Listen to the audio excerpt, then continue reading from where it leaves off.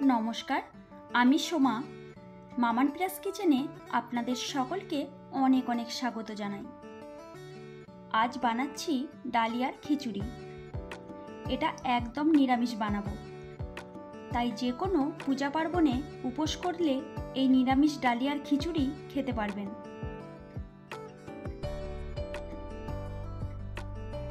Dahlia বানানোর জন্য প্রথমেই নিয়েছি 1 কাপ ডালিয়া, আর নিচ্ছি 1/2 কাপ মুগ ডাল। উপোসের দিন ছাড়া অন্য যে কোনো দিন ডালিয়া বানালে এর সাথে মুসুর ডালও দেওয়া যেতে পারে।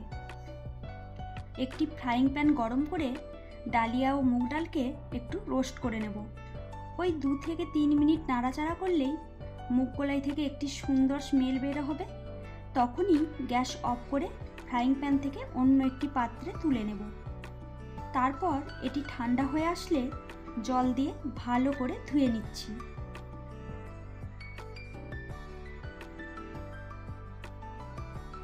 এখন একটি কড়াইয়ে 1 চামচ তেল ও 1 চামচ ঘি গরম করে ফোড়নের জন্য দিচ্ছি 2টি শুকনো লঙ্কা, একটি তেজপাতা ও 1 চামচ গোটা জিরে।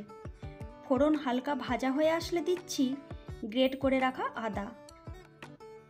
আপনারা চাইলে আদা বাটাও দিতে পারেন। তারপর অ্যাড করছি গাজর ও বিনস। বাড়িতে আজকে ফুলকপি ছিল না বলে দিতে পারিনি, ফুলকপি দিলে আরও ভালো লাগবে। আপনারা কিন্তু ফুলকপিটা অবশ্যই ইউজ করবেন। এবার গুঁড়ো মশলার মধ্যে অ্যাড করছি 1 চামচ জিরে, 1 চামচ ধনে, 1 চামচ হলুদ এবং 1/2 চামচ লঙ্কা। তারপর সব কিছুকে ভালো করে মিশিয়ে একটু কষিয়ে নিচ্ছি। ওই 1 থেকে 2 মিনিট পর অ্যাড করছি জল ঝরিয়ে রাখা ডালিয়া ও মুগ ডাল।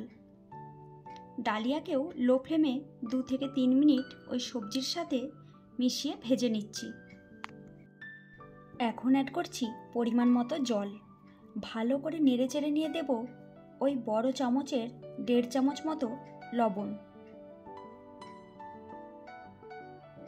তারপর ঢাকা দিয়ে হাই ফ্লেমে 10 মিনিট ফুটিয়ে নেব।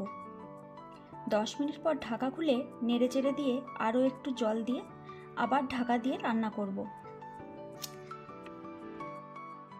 এই সময় গ্যাসের ফ্লেমকে সামান্য কমিয়ে দিয়েছিলাম। ডালিয়া প্রায় সেদ্ধ হয়েই এসেছে। এখন অ্যাড করছি ওই ছোট চামচের 2 চামচ মতো চিনি আর 4টি চেরা কাঁচা লঙ্কা।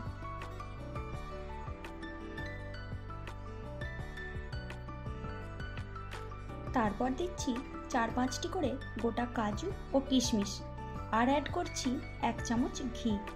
এবার সব কিছুকে ভালো করে মিশিয়ে নিলাম। ব্যাস, ডালিয়ার নিরামিষ খিচুড়ি একদম রেডি। এবার কড়াই থেকে অন্য একটি পাত্রে তুলে নিয়েছি। আপনারা কিন্তু বাড়িতে এভাবে ডালিয়ার খিচুড়ি অবশ্যই ট্রাই করবেন, আর কেমন হয়েছে কমেন্টে কিন্তু অবশ্যই জানাবেন। আমার এই ভিডিওটি যদি ভালো লেগে থাকে তবে লাইক, শেয়ার ও সাবস্ক্রাইব করতে কিন্তু একদম ভুলবেন না।